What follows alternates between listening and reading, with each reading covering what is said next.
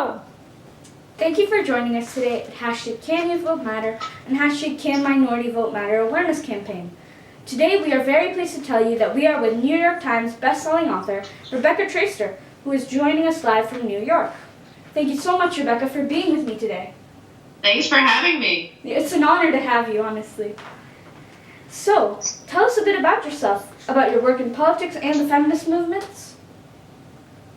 Yeah, I'm a journalist. I write for New York Magazine, and I have covered women in politics, media, and entertainment from a feminist perspective for almost 15 years for a variety of publications. I started at Salon.com. I wrote for the New Republic, the New York Times Magazine. I'm now at New York, but I've also published in the Washington Post and the New York Times and The Nation.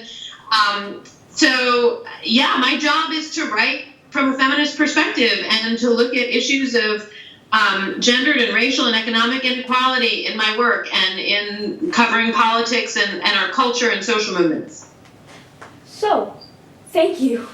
Why do you think that in the era of movements like #MeToo, the female vote and the representation matters, and what steps can be taken to get them more involved in the election process? Well, that's a complicated question because, in part, what all of these kinds of different forms of political and social activism, whether you're talking about something like the #MeToo movement, Tarana Burke's Me Too movement, which of course predates the #MeToo movement by years. Whether you're talking about women's engagement in electoral politics, both as organizers and as candidates and as people running and doing the work of registering voters and doing the campaigning, whether you're talking about women's engagement in movements, the labor movement, the civil rights movement, Black Lives Matter, Occupy Wall Street, left politics, what we're looking at, all of those progressive movements and many more are really aiming to change the power structures.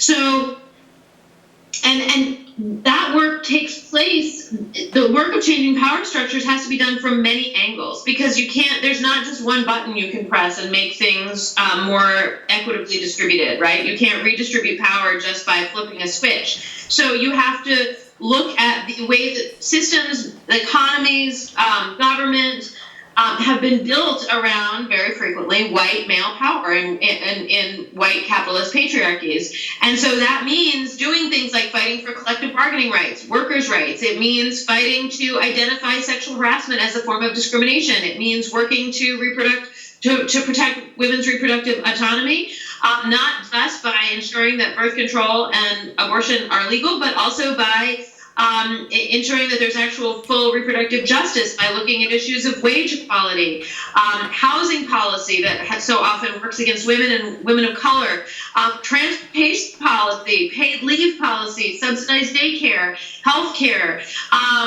There are so many different ways in which the system is built around and tipped toward white male power that the work of progressive movements, which have so often been led by women, whether or not they're organized around a gendered power imbalance.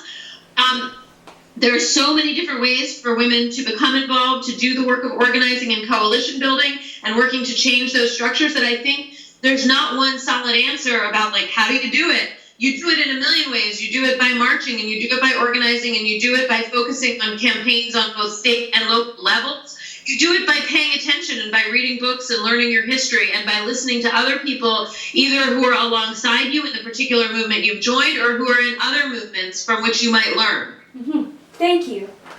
I'd like to thank Rebecca Traister for her valuable input on the importance of feminism and female participation in the election process. Remember, Can Youth Vote Matter and Can Minority Vote Matter. It does. It does. Thank you.